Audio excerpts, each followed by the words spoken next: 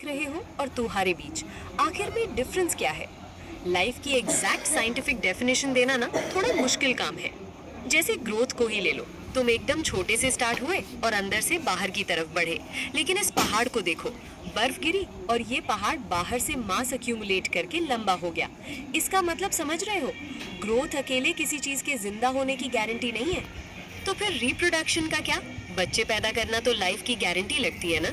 लेकिन रुको, नेचर में ऐसी वर्कर बीज भरी पड़ी हैं जो जिंदगी भर मेहनत करती हैं पर एक अंडा नहीं देती।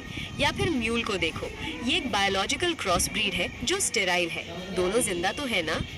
और क्योंकि ग्रोथ और रिप्रोडक्शन दोनों के एक्सेप्शंस नेचर में भरे पड़े हैं, साइंस उनको एक यूनिवर्सल चेकलिस्ट नहीं मान सकती।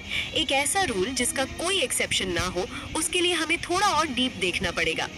स्किन के अंदर एकदम माइक्रोस्कोपिक लेवल पर जाओ, यहाँ हमें मिलती है पहली एब्सोल्यूट रिक्वायरमेंट, सेल्यूलर ऑर्गेनाइजेशन।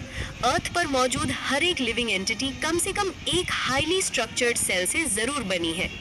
इन सेल्स के अंदर एक दूसरा रूल चुपचाप बैकग्राउंड में चल रहा होता है। ट्रिलियंस ऑफ केमिकल रिएक्शंस एक साथ मॉलिक्यूल्स को तोड़ और जोड़ रही हैं। केमिकल एक्टिविटी की इस नॉन स्टॉप चेन को कहते हैं मेटाबॉलिज्म। चलो इन दोनों रूल्स को एक एक्सट्रीम मेडिकल केस पे टेस्ट करके देखते हैं। सोचो, हॉस्पिटल में एक पेशेंट डीप कोमा में है, ब्रेन डेड है, उसको अपने आसपास का होश ही नहीं है। क्या वो बायोलॉजिकली जिंदा है? बिल्कुल जिंदा है मेरे भाई। बिना कॉन्शियसनेस या रिप्रोड्यूस करने की एबिलिटी के भी उसके सेल्स हाईली ऑर्गेनाइज्ड है और एक्टिवली मेटाबॉलिक रिएक्शंस कर रहे हैं। ये कंटिन्यूअस सेल्यूलर मेटाबॉलिज्म ही लाइफ का असली साइंटिफिक प्रूफ है। चमका? अब लाइफ तो डिफाइन हो गई, पर साइंटिस्ट्स के आगे एक बड़ी लॉजिस्टिकल प्रॉब्लम आई। हमारी अर्थ पर लगभग 1.8 मिलियन नोन स्पीशीज है। अब इंडिया में कोई उसको कुत्ता बोलेगा, स्पेन वाला पैरो और इंग्लैंड वाला डॉग, तो biological research simple translation error में ही फंस के रह जाएगी। इसका सोल्यूशन निकाला 18th सेंचुरी में कार्ल लिनियस ने। उन्होंने अपनी इस फाउंडेशनल बुक सिस्टेमा नेचुरे में एक यूनिवर्सल 2 पार्ट नेमिंग सिस्टम दिया, जिसे हम बाइनोमियल नोमेनक्लेचर कहते हैं। जैसे आम का साइंटिफिक नेम देखो, मैंजिफेरा इंडिका। इसके रूल्स एकदम स्ट्रिक्ट हैं। नेम्स लैटिन से आते हैं। पहला वर्ड जीनस है, जिसका फर्स्ट लेटर हमेशा कैपिटल होगा। दूसरा वर्ड स्पेसिफिक स्पीशीज है, जो पूरा लोअर केस में लिखा जाएगा। और अगर तुम इसको हाथ से लिख रहे हो ना, तो दोनों वर्ड्स को अलग अलग अंडरलाइन करना जरूरी है। चलो फटाक से तुम्हारी मेमोरी का टेस्ट लेते हैं। किस साइंटिस्ट ने दुनिया को ये 2 नेम सिस्टम दिया था? जल्दी से अपना आंसर कमेंट में डालो अभी के अभी।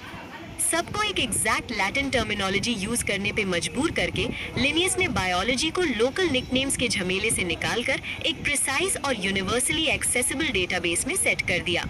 पर देखो बाबू, 1.8 मिलियन यूनिवर्सल नेम्स होने के बाद भी तुम्हारे पास अनऑर्गेनाइज्ड डेटा का पहाड़ होगा। इस पूरे डेटा को समझने के लिए साइंटिस्ट्स ने एक फाइलिंग सिस्टम बनाया, जिसे टैक्सोनॉमिक हायरार्की कहते हैं। ये सिस्टम लाइफ को 7 डिसेंडिंग ऑब्लिगेट कैटेगरीज में डिवाइड करता है। इस सीक्वेंस को याद करने का एक जबरदस्त तरीका है ये फ्रेज, कीप पॉट्स क्लीन और फैमिली गेट्स सिक। इससे बन गया kingdom, phylum, class, order, family, genus और स्पीशीज। एकदम दिमाग में सेट कर लो इसको। अब इस पिरामिड के बॉटम में देखो, टाइगर, लायन और लेपर्ड अलग अलग स्पीशीज हैं, पर क्योंकि इनके फिजिकल कैरेक्टरिस्टिक्स काफी मिलते जुलते हैं, इनको एक सिंगल जीनस में डाल दिया, जिसे कहते हैं पैंथेरा।